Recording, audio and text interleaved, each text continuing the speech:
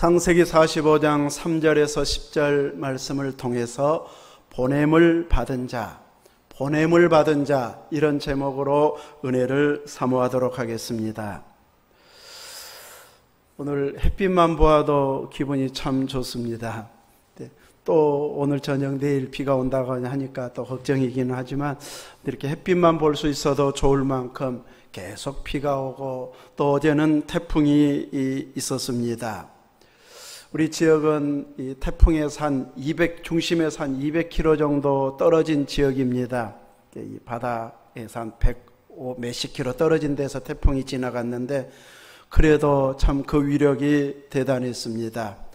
가로수가 한 580 몇 대가 넘어지고 또 사망사고도 있었고 방파제도 이렇게 파손될 만큼 큰 피해가 있는 것도 있었지만 제가 이제 큰 바람 지나고 어제 차로 한 바퀴 돌아보니까 이 하우스들이나 또 이런 부분들에 그렇게 피해는 없어 보였습니다. 배가 좀 떨어지고 또 잘 익어가는 논들이 좀 쓰러져 있는 부분은 있었지만 그래도 큰 피해는 없어서 다행이다 하며 감사했습니다. 오늘 보니까 우리 홍영덕 집사님 물바지는 날아가긴 했던데 아무튼 이렇게 큰 피해 없어서 다행이긴 합니다. 오늘 본문은 요셉의 형들이 이 두 번째 식량을 이제 이 가나안 땅에서 이집트까지 이 애굽에 사러 왔는데 요셉이 이제 첫 번째 갈 때 시므온을 볼모 삼아 가지고 베냐민을 데리고 안 오면 너희들 간첩이다. 엄포를 놓아 가지고 볼모 때문에 올 수밖에 없었습니다.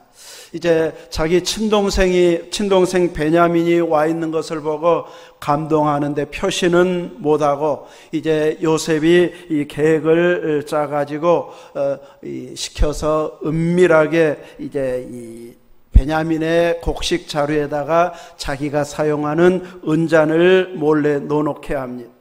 그리고는 그것 도둑질했다고 이렇게 덮어 씌워가지고 베냐민은 볼모로 남고 나머지 식구들은 이제 돌아가도 좋다고 이야기합니다. 그랬을 때 유다가 나서서 이제 우리 모두가 종이 되겠다고 말합니다.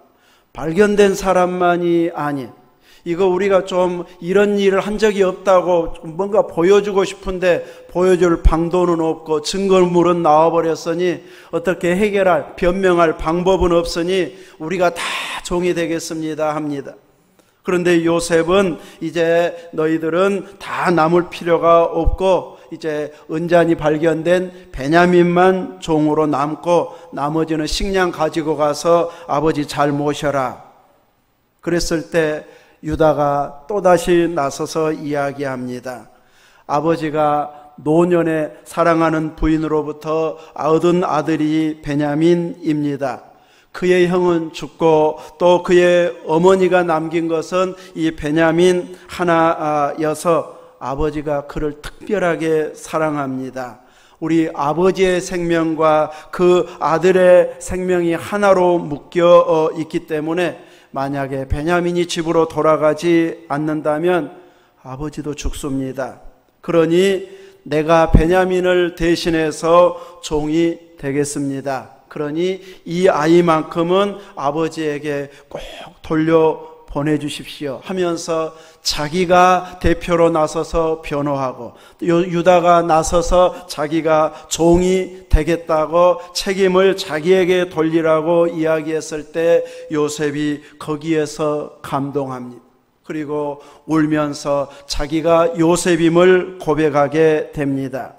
얼마나 형들이 놀랬는지 말도 못해버립니다. 자기들이 팔았던 그 동생 요셉이 어떻게 애굽에서 총리가 되어 있을 수 있는가? 이런 높은 자리에 있을 수 있는가? 어안이 벙벙해서 말이 나오지를 않고 있습니다. 이렇게 이제 요셉은 자기를 기꺼이 희생하고 또 첫 번째 왔을 때 우리가 동생을 억울하게 살려달라고 요청했을 때 외면한 잘못 때문에 우리가 이런 일 당하는 것 아니냐 하면서 평생 씻을 수 없고 기억에 남는 그 일을 못 알아들은 줄 알고 자꾸 이야기할 만큼 뭔가 변화의 조짐은 있었는데, 이제 유다를 통해서 진정한 회개의 모습을 보고 자기를 드러내도 되겠다 싶어서 요셉임을 고백합니다. 그러면서 말을 못하고 놀래고 있는 그들을 향해서 이제 당신들이 애굽에 팔았던 요셉입니다. 그렇지만 나를 팔았다고 근심하지 마십시오. 한탄하지 마십시오. 하나님이 생명을 구원하려고, 당신들의 생명을 구원하려고 나를 당신들보다 앞서 보내셨습니다. 이렇게 요셉이 고백합니다. 자신은 팔려온 자가 아니라는 것이, 자기는 하나님께로부터 보냄받은 자다. 이렇게 요셉이 고백하고 있습니다. 그래서 오늘 말씀의 제목이 무엇입니까? 보냄을 받은 자. 요셉은 처음에는 팔려온 자로 억울하게 생각했지만 이제는 하나님의 계획을 알고 나서는 나는 팔려온 자가 아니고 이렇게 보냄을 받은 자다. 이 자세가 하나님을 경외하고 믿음의 길을 걸어가는 성도들에게는 너무너무 귀중한 소중한 믿음의 고백입니다. 이 자세가 이렇게 건강한 믿음의 생활을 하게 만들어줍니다. 이런 자세가 마음껏 하나님 앞에 충성할 수 있는, 열정을 불태울 수 있는 자세를 만들어줍니다. 우리는 자녀들 와가지고 일 도와준다고 도와주는 모습 보면 그 일하는 자세만 봐도 일 잘할지 못할지 압니까 모릅니까? 딱 보면 압니다. 뭐 젊다고 힘이 있다고 잘하는 거 아니에요. 딱 일하는 폼이 잡혀야 일 잘합니다. 거기까지 익숙해야 일 잘할 수 있습니다. 운동선수들도 딱 운동하는 자세가 나와야 제대로 선수가 되어집니다. 바이올린이고 피아노고 전공하려면 자세가 딱 나와야 됩니다. 딱 앉는 자세 보면 전문가들은 피아노 어느 정도 치겠다, 딱 보면 경연대회 때 보면 안다 그럽니다. 자세가 이만큼 중요합니다. 우리 신앙의 자세도 제대로 잘 믿겠다, 하나님의 일을 제대로 하겠다, 딱 신앙생활하는 자세를 보면 판가름이 나버립니다. 그 자세 중에 중요한 자세 중에 하나가 바로 이 팔려온 자가 아닌 나는 하나님 앞에 보냄받은 자다. 이 의식으로 주님을 섬기게 되면, 교회를 섬기게 되면 그 사람을 통해서 하나님은 놀라운 일을 하게 되어집니다.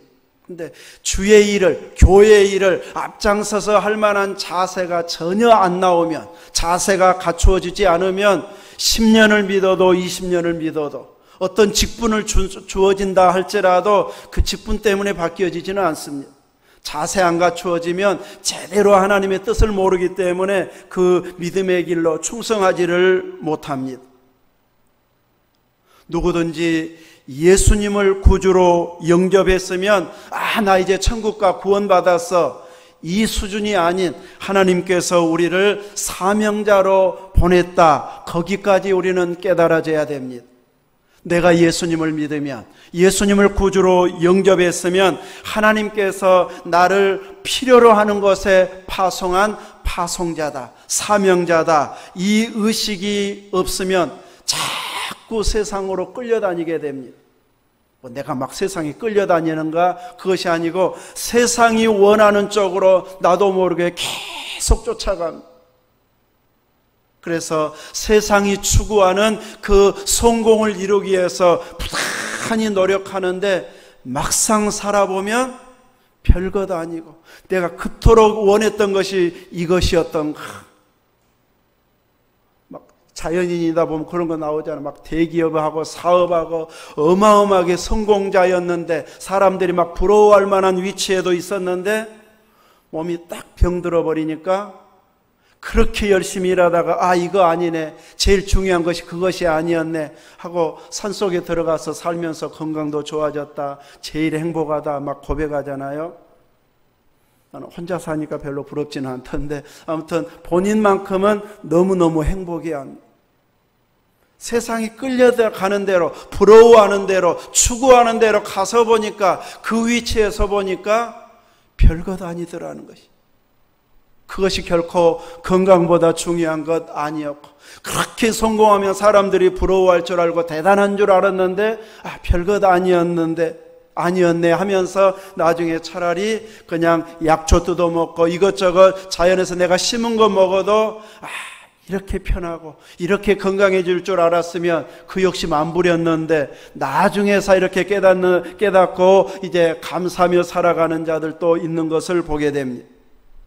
우리 믿음의 사람들은 그 정도 수준으로 만족하는 자가 아닌, 왜 나를 하나님께서 보내셨는가, 믿게 만들었는가, 그것까지 알아야 최고의 행복한 생활을 할 수 있게 되어집니다.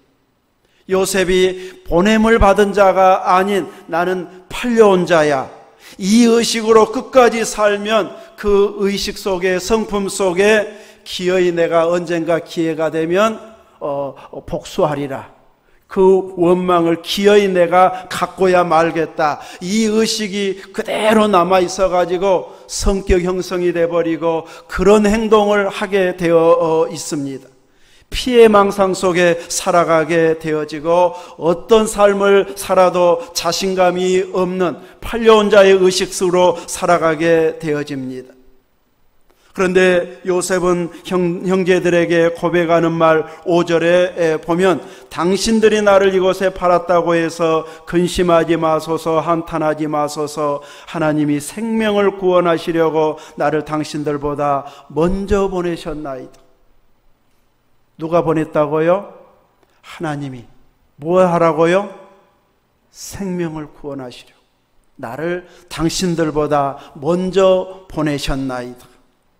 생명을 구원하기 위해서 누군가를 이 중에서 보내야 되겠는데, 누구를 보낼까 하다가 요셉을 선택해서 하나님이 보내셨다는 것이죠. 이것이 다 하나님의 계획 속에서 아브라함과 이삭과 야곱의 약속한 가나안 땅의 약속, 그 후손이 번성해서 큰 나라가 되게 해주겠다고 하는 그 약속을 이루려면 지금부터 가나안 땅에 있어서는 번성하기가 어렵겠고, 애굽에 가서 번성해야 되겠는데 누구를 먼저 보낼고 하다가 이렇게 요셉을 선택해 가지고 보냈다는 것이죠. 요셉이 나중에 깨닫고 보니까. 그러니 형들이 잘못했다고 이렇게 걱정하지 마십시오, 한탄하지 마십시오 하면서 이제 하나님이 이렇게 보내셨습니다 하고 고백합니다. 그들이 잘못한 것이 이제 없어졌다, 그런 의미가 아닙니다. 분명히 잘못한 것은 맞는데 하나님은 악을 선으로 바꾸셔서 자기가 의도한 대로, 계획한 대로 진행시켜 가시더라는 것이죠. 이렇게 하나님으로부터 보냄을 받았다고 하는 것이 깨달아지면 현실의 어려움, 힘든 것, 무거운 짐, 고통, 이것들이 더 이상 힘든 것으로 여겨지지 않고 내가 감당해야 할 사명으로 여겨집니다. 분명히 현실은 너무 힘듭니다. 그런데 나 너무 힘들어, 왜 나만 이렇게 힘들어야 돼? 하고 맨날 이렇게 원망만 하다가 하나님이 나를 보내셨구나 딱 깨달아지는 순간 어려움이 갑자기 없어지는 건 아닙니다. 여전히 그 짐은 남아있는데 그때부터는 이제 하나님이 나를 이것 때문에 보내셨어 하면서 사명자로 살아가게 되어집니다. 요셉이 처음부터 그렇게 깨달아진 것은 아니었는데 나중에 깨달아지면서 이렇게 형들 앞에 고백하고 있습니다. 누군가를 호롤단신 애굽에 딱 보내려면은 그 중에서도, 그 야곱의 12아들 중에서도 그래도 믿을 만한, 보낼 만한 이런 유능한 자를 선택해서 그 능력 있는 자를 보내야 되겠는데 아무나 보낼 수가 없습니다. 그래서 그 일을 넉넉히 감당할 자로 요셉으로 하나님께서 계획을 세우시고 그를 보내서 그로 하여금, 그 유능한 자로 하여금 감당하게 합니다. 우리는 어떤 일을 맡겨도 그 분야에 되도록이면 유능한 자를 선택해서 그 일을 하도록 우리가 맡기게 되어집니다. 내가 힘들어서 이제 내 돈 더 이상 못 벌겠다 싶을 때, 내가 운영하는 일들을 더 이상 못하겠다 싶을 때에 아무나 하겠다고 하면 맡기지 않잖아요. 똑같이 싹 주겠다고 하면 그냥 아무한테나 더 많이 준다고 하면 맡기자, 이러지는 않습니다. 농사와 또 밭과 논을 어떻게 관리해야 된다는 것을 수십 년간 경험해 오신 분들은 그 일을 제대로 해낼 만한가를 보면서 맡기게 되어집니다. 이 사람은 수확만 하고 땅은 버릴 사람인가, 나무는 버릴 사람인가, 잘 땅과 나무까지 같이 관리해 가면서 이렇게 일을 잘할 사람인가, 또 평소에 그 사람이 열심히 일한 사람인가, 게으른 사람인가, 이런 걸 보면서 가장 믿을 만한 사람에게 맡기게 될 것입니다. 하나님께서도 누군가를 앞서 보내려면 아무나 그냥 보내지 아니하고 이렇게 가장 유능한 자를 선택해서 보낸다는 것이죠. 그 하나님께서 우리를 구원하시고 여러분에게 가정을 주시고 주의 몸된 노안서광교회를 섬기도록 해 주셨습니다. 사람들 만나면 만날 때마다 자기 자식 자랑하는 부모들 있습니다. 정말 부러울 만큼 자녀들이 잘된 가정들이 있습니다. 그런데 보통 이런 것은 내가 잘 해가지고 자식 잘 가르쳐서 이렇게 자녀들이 잘 됐다, 이런 의도로 자랑을 하는데, 실은 하나님께서 각 가정을 세우시고 각 가정의 부모로 혹은 자녀를 보내실 때 하나님의 계획 속에 보내게 되어집니다. 그래서 부모가 부족하면 알아서 잘할 만한 자녀들을 그 집에 보내주셔가지고 그래가지고 잘되게 해주시는 경우도 많습니다. 부모가 유능해서 내 자녀 잘됐다 이 생각하지 말고 너무 부족하니까 알아서 잘할 자녀들을 보내주셔서 감사합니다 하면 사명자로 잘 살아갈 수 있을 자들이, 겸손한 자들이 되어질 것입니다. 또 어떤 경우에는 왜 나한테는 이렇게 힘든 일만 있을까? 다른 사람은 나보다 덜 고생해도 잘만 살던데, 식구들이 잘해주고 힘든 것 없이 잘만 되던데 왜 나만 힘들까? 그 힘든 가정에 보낸 사람이 누굴까요? 하나님이시라고 믿는다면 하나님께서 저 힘든 가정에 딴 사람 보내면 못 살겠다고 가볼 거야. 그러니 그 가정을 끝까지 책임질 사람을 딱 선택해가지고 네가 적임자야 하고 나를 보냈으니 제가 십자가 지겠습니다. 이런 자세로 하나님께서 내 가정에 나를 믿는 자로 먼저 세우셔서 보내셨다, 이런 의식을 가지고 보냄받은 자로 살게 되면 너무너무 힘든 것 사실인데 감사하면서 기도하면서 찬양하면서 극복하려고 애쓰면서 가정생활을 잘 꾸려나가게 될 것입니다. 하나님이 오직 하면 나 같은 사람을 보냈을까, 이런 마음 자세로 감사하며 산다면 그 어려움, 그 고난 얼마 가지 않게 될 것입니다. 여러분이 유능하지 않았더라면 아마 우리 노안서광교회를 섬기게 하지 않고 아마 도시 큰 교회 섬겨가지고 적당하게 예배만 드리고 오게 했을 수도 있습니다. 아침 7시부터 일부부터 들어가지고 오후 몇 시까지 아무 예배나 내가 편리한 시간에 가면 됩니다. 12시에 결혼식 있으면 7시 예배 딱 갔다 오고, 또 누가 만나자고 가면 일찍 가서 딱 예배 드리고 와버리고, 편하게 이렇게 드릴 수 있는 대로 보냈을 수도 있습니다. 그런데 여러분을 어려운 시골 교회로 보내서 뭔가 큰일 하면 다 꼭 나한테 하라는 것 같고 나한테 책임지라고 하는 것 같고 내가 다 해야 될 것 같은 막 이런 부담감을 가질 만한 이런 교회에서 섬기게 한 것은 하나님께서 그만큼 여러분을 유능한 자로 인정하셔서 이곳에 보내신 줄로 믿습니다. 그래서 내가 감당할 능력을 주십시오. 내가 그만한 인물은 못된 것 같은데 하나님이 힘주시고 나와 함께 하시면 능히 섬기겠습니다. 이런 자세로 보냄받은 자 의식으로 섬기게 된다면 여러분을 통해서 하나씩 하나님의 뜻을 이루어 가시는 것을 보게 될 것입니다. 하나님은 야곱의 그 가족 아브라함과 이삭과 야곱에게 약속한 후손의 복을 이제 누리도록 하기 위해서 그 생명들을 보존하고 번성하도록 누구를 보낼까 했을 때 요셉을 보내게 된 것이죠. 성경에 나온 건 아닌데 저 혼자 설교 준비하면서 상상해 봤습니다. 만약에 르우벤이나 유다를 애굽으로 보냈으면 어땠을까? 제 생각입니다. 성경 이야기 아니고. 보디발의 아내가 유혹하면 다 어쩔 수 없이 넘어가 버렸을 것 같아요. 그 두 사람들. 시므온이나 네일을 보냈으면 세겜성 사람들 막 남자들 다 죽인 것처럼 형제들이 나를 팔아버려 분노심에 불타가지고 뭔가 복수해버리는, 보디발 아내가 나를 감옥 보내 아마 그냥 감옥 가서 뭔 일을 저질러 버릴 그럴 성품도 충분히 가진 자에서 그 사람들은 안 보냈을 것 같다. 가장 책임자로 요셉을 보내가지고 이렇게 끝까지 그 사명을 감당하게 만드는데, 그가 처음부터 팔려갈 때부터 나를 하나님께서 애굽으로 생명을 구원하려고 보내시는구나, 이렇게 깨달아지는 사람은 아무도 없습니다. 처음에는 억울하고 울고불고 살려달라고 외치고, 그래도 어쩔 수 없으니까 또 열심히 일하면서 인정받아서 가정 총무가 되어지고, 그러면서 이제 그의 유능함이 점점 이렇게 보여져서 헌신할 수 있게 되어지는 길로 가게 되어집니다. 또 앞서 보낸 사람만 유능한 자를 보내는 것 아닙니다. 또 남은 가정을 책임지려면 남은 가족 중에 또 유능한 사람이 대표가 되게 만드는데, 장자가 그 역할을 못하니까 유다로 하여금 가정을 책임질 만한 대표의 일을 하게 합니다. 그래서 위기 상황이 올 때마다 유다가 딱 나서서 이제 이번에는 애굽에 식량 사러 가야 됩니다. 제가 책임지겠습니다.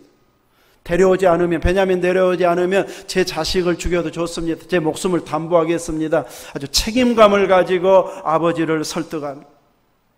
이럴 만큼 가정의 위기 상황 속에서 이제 넷째 아들이어도 모든 책임을 지고 딱 나서서 이끌어가는 이런 책임자로 또 남은 가족 중에는 유다를 세워서 가정을 책임지게 하고 있습니다.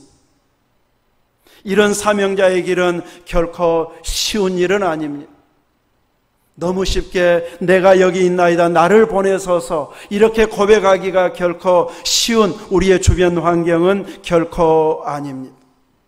하나님께서 이렇게 나를 앞서 보내셨습니다 하는 고백이 나올 만큼 되기까지는, 깨달아지기까지는 책을 쓰라고 하면 몇 권 쓸 만큼 파란만장한 인생을 살고, 그러다가 하나님이 이것 때문에 나를 이렇게 사랑하시고 나에게 이렇게 섬기게 하셨구나, 그것이 딱 깨달아지게 되어질 만큼의 파란만장한 삶을 산 사람들이 많습니다.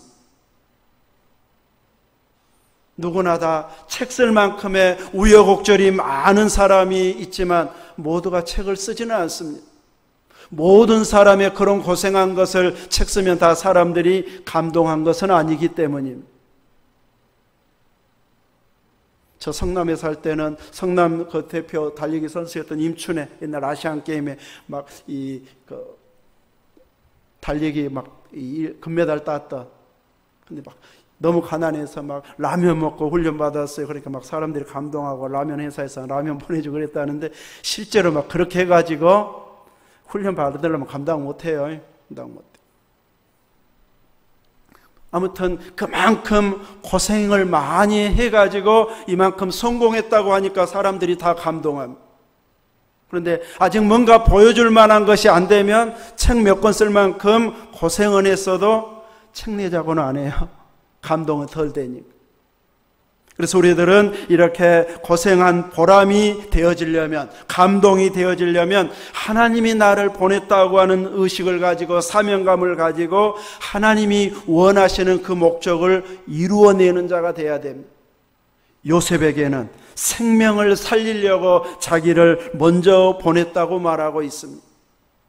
오늘 우리들을 파송할 때에도 하나님은 바로 이 영혼 구원을 위해서 생명을 살리도록 주님의 제자들처럼 우리를 각 지역으로, 각 가정으로, 각 일터로 보내셨고 우리 교회에서 섬기게 하셨음을 믿으시기 바랍니다.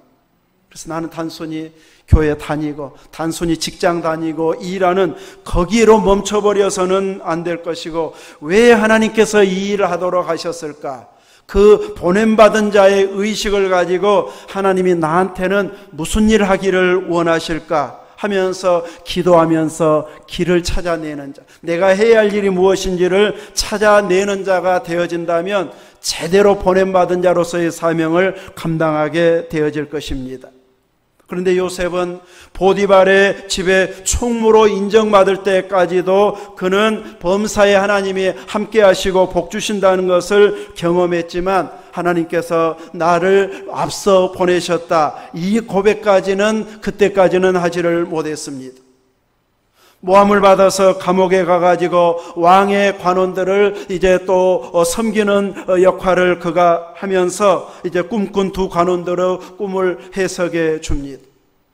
한 사람은 떡 맡은 자는 목이 달아날 것이고 술 맡은 관원은 복직될 것입니다 하면서 복직이 되어지면 이제 자기에게 은혜를 베풀어서 바로에게 사정 이야기를 좀 해달라고 말합니다. 그래서 이 집에서 자기를 건져내달라고 부탁하고 있습니다. 하나님께서 어떻게 쓸 줄까지 알았다고 하면은 술 맡은 간원에게 그 부탁할 필요가 없습니다. 기다리면 하면 되는데, 그때까지만 해도 왜 자기를 이런 환경으로 보냈는지를 아직은 깨닫지를 못하기 때문에 기회가 있을 때 술 맡은 관원에게 부탁을 하고 있습니다. 근데 부탁한 사람은 이제 누군가가 뭐 해결해 주겠다고 대답하면 그 다음 날부터 기다리잖아요. 취직 부탁하면 알아봐 주겠다고 그 다음 날부터 전화 올 줄로 생각하고 막 기다리고 있어요. 근데 부탁받은 사람은 잊어버려. 이 술 맡은 관원도 잊어버렸어. 2년 동안 잊어버렸어. 바로가 꿈 안 꿨으면 아마 더 많이 잊어버렸을지 몰라요. 그런데 바로가 꿈 이야기 하니까 그때서야 요셉 생각이 나가지고 우리가 감옥에 갔을 때 요셉이 해석을 해줬는데 꿈 해몽대로 됐습니다 하니까 빨리 데려와라 해가지고 바로의 꿈을 해석해 주게 됩니다. 그 꿈의 내용은 7년 동안 풍년될 것이고 그 후에 7년 동안 얼마나 큰 흉년이 드는지 앞에 풍년은 다 잊어버릴 만큼 너무너무 심한 흉년이 들 것이니 이제 좋은 관리를 세워가지고 7년 동안에 열심히 저장을 해야 됩니다. 5분의 1을 이렇게 잘 저장하면 흉년을 이겨낼 수 있습니다. 이런 관리를 임명하십시오. 방법까지 다 가르쳐 줍니다. 그런데 바로가 얼마나 지혜로운지, 하나님의 영에 감동된 이런 사람을 어디서 찾을 수 있겠느냐 하면서 요셉이, 꿈에서 간 요셉으로 하여금 그 일을 하도록 총리로, 하루아침에 총리로 임명해 버립니다. 그래서 요셉은 7년 풍년이 들 때 이제 성읍마다 그 곡식을 쌓기 시작하는데 나중에는 세기를 그쳤다. 이제 기록도 못할 만큼 너무 많아버리니까 나중에는 이제 기록도 못할 만큼 이렇게 엄청나게 이제 쌓아두게 됩니다. 그런데 꿈 해석대로 7년이 지나니까 흉년이 들기 시작하는데, 풍년이 들면 다들 이제 좋은 일 막 쓸 일 막 써버리지 막 예비해 두지 않습니다. 올해도 또 풍년 들겠지, 내년에도 풍년 들겠지 하면서 미리 끌어다 쓰는 경우가 많습니다. 사람들. 그러다가 보니 갑자기 흉년 드니까 다들 아우성이었고 식량이 떨어지고, 애굽만이 한 주변 국가들까지 다 가나안 지역에까지 식량을 사러 애굽에 오게 되어지고, 그리고 형들까지도 식량 사러 살기 위해서 식량 사러 여기까지 그 요셉이 있는 데까지 오게 됩니다. 식량 파는 일은 요셉이 다른 사람에게 괄신화시켜서 이제 그 책임자를 맡겨버려도 되지만, 굳이 요셉이 다 책임을 관장하고 진행하는 것은 바로 형들이 올 것이라고 예상했던 것으로 보여집니다. 그리고 생명을 구하기 위해서 식량 사러 온 그들을 보면서 또 그 과정을 겪으면서 하나님이 나를 앞서 보냈구나, 먼저 보냈구나, 이것을 깨닫게 되어지면서 그는 철저하게 하나님 중심으로, 하나님이 주신 그 약속은 반드시 이루어진다고 하는 그 사명을 이제 죽는 날까지 유언을 하기까지 이런 자세로 살아가고 있는 것을 보여주고 있습니다. 있습니다. 하나님이 보내신 것을 알고 나서는 더 이상 복수를 꿈꾸지 않고, 아버지가 돌아가신 후에도 형들은 또 못 믿어가지고 아버지가 용서하라고 했습니다 하고 또 엎드리고 사정하고 절하는 이런 일을 했지만 자기가 다 그 자녀들까지 책임지겠다고 말합니다. 그리고 나중에라도 하나님께서 권고하시면 후손들에게라도 유언해가지고 내 뼈를 꼭 가나안 땅에 묻어달라, 그 유언까지 하면서 뼈라도 가나안 땅, 약속의 땅에 묻히기를 원하는, 죽는 날까지 사명자의 길, 보냄받은 자의 길을 걸어갔던 자가 요셉이었습니다. 이런 보냄받은 자의 길을 걸어가야 할 자가 바로 우리들임을 알아야 할 것입니다. 내가 비록 힘들고 어려워도 하나님께서 능히 감당할 자로 나를 인정해 주셔서 이 어려운 교회를 섬기게 하시고 어려운 가정을 또 이렇게 이끌어가게 하심은 하나님께서 나를 인정해 주시고 충분하게 세워갈 수 있는 자로 믿어주셔서 나를 세우셨다는 것을 알고 주어진 환경에 감사하고 내가 이 일을 잘 감당해서 간증이 나오게 하고 사람들이 감동받게 해서 더 많은 영혼들이 내 말을 듣고 내 행적을 보고 내가 증거할 때에 당신을 보니까 하나님 살아계신 거 맞네 하고 교회로까지 나올 만큼 보냄받은 자의 사명을 가정에서 교회에서 일터에서 잘 감당해서 하나님께서 여러분을 끝까지 또 멋지게 사용하시는 이런 보냄받은 자 되어지시기를 주님의 이름으로 축원합니다. 아멘. 기도하겠습니다. 거룩하신 하나님, 우리가 바로 요셉처럼 하나님의 보냄받은 자임을 믿습니다. 우리로 대한민국에 보내시고 또 나주에서 노안에서 광주에서 살게 하시면서 주님의 몸된 교회 노안서광교회를 섬기게 하신 줄 믿습니다. 얼마든지 편하게 예배만 참석하며 다닐 수도 있지만 너무 무거운 짐을 느끼면서까지 이 교회를 섬기게 하심은 하나님께서 보내셨기에 또 감당할 길을 사모하면서 은혜 주시기를 사모하면서 이렇게 기도하면서 감당하게 하심은 바로 하나님께서 보내셨음을 믿기 때문인 줄 믿습니다. 앞으로 더 넉넉히 감당할 자로 우리 하나님께서 세워주시고 높여주시고 더 큰 일도 감당할 만한 능력의 일꾼 되어지도록 일으켜 주옵소서. 예수님 이름으로 기도하옵나이다. 아멘.